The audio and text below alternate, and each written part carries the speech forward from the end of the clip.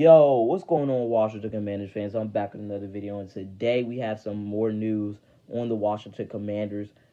First up, we do have a potential sale happening in the next couple of weeks with Dan Snyder and Jeff Bezos. But before we get into everything, the Sam Howe news, the Chase Young news, and the Eric Bieniemy news, make sure you guys like and subscribe, turn on post notifications, and we're on the road to 700 subscribers. So if you guys could get me there, that would be much appreciated. But yeah, let's hop into this. So first, we're gonna get into the Dan Snyder news because again, I really don't like talking about this, but we got to get through it.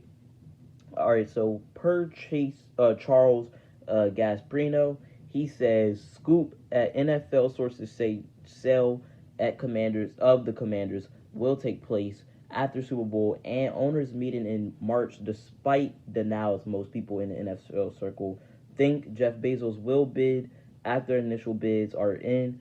Given his wealth, he's more than likely capable to make numbers work for a purchase. So, not gonna waste too much time talking about this, but yeah, look out for a potential sale coming up in the next few weeks with Jeff Bezos and Dan Snyder. There was speculation about a couple months ago that Jeff Bezos wasn't in on, that Dan Snyder might not sell to Jeff Bezos. It wasn't that Jeff Bezos wasn't interested, it's that Dan Snyder wouldn't. But let's be real. Dan Snyder is seeing that money and, he's really looking at it. And there's nobody else that's going to be bidding more than Jeff Bezos. Let's be real. So he's definitely going to accept whatever offer that Jeff Bezos gives him. I expect it to be about $8 billion, over $7 billion at least. That's what I've heard. But hopefully this thing just is over in the next couple of weeks and we can move on to the draft, the mock drafts, and what's going on for the future. But yeah, let's just hop into the Sam Howe news now. So basically, per Dove Kleiman, he says Commanders say that Sam Howe is more than likely QB1 heading into the 2023 season, according to Coach Ron Rivera. So Ron Rivera did go on an interview with NFL Network, and he basically explained a lot of things going on with the team and about what he wants to do with his roster. So be on the lookout for Sam Howell being QB1. He's probably going to be ahead of Taylor Heineke, more than likely.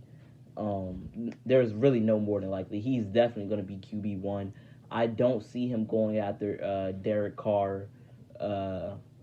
He looks cheap right now. Derek Carr is very cheap right now, so I mean, I wouldn't be mad with it, but I really just want to see what we have in Sam Howell. And I'm not sure if he's going to re-sign Taylor Heineke. But right now, our only QB that is rostered is Sam Howell. We'll get into the Taylor Heineke news in weeks from now, pretty sure. But hopefully we do re-sign Taylor Heineke. There shouldn't be a QB battle. Honestly, I think Sam Howell definitely is going to be the starter for us in the 2023 season, unless we could somehow land Lamar Jackson or Derek Carr. But that's pretty much it for the Sam Howell news. Now we're getting on to the offensive coordinator news, and then we'll get on to the Chase Young news, and then wrap it up. So, per Adam Schefter, he says Chiefs offensive coordinator Eric Bieniemy remains a prime candidate for the offensive coordinator jobs for Washington Commanders and Baltimore Ravens. So, honestly, we've been knowing this for weeks now, and it's looking more and more like he's just going to be going to the Commanders or Ravens. But I think he's most likely going to choose us because the Lamar Jackson situation, that's just very overwhelming. He doesn't even know if he's going to have Lamar Jackson in Baltimore. And if Lamar Jackson wasn't in Baltimore, honestly, our job would be way more attractive. We're a younger team. Only thing that's really wrong with this offense is the O-line, which should be getting fixed this spring come draft time. So I'm not really too worried about the offensive line. I am, but then again, it should be fixed if Ron, takes the right route. If he drafts great enough, I think we should be good.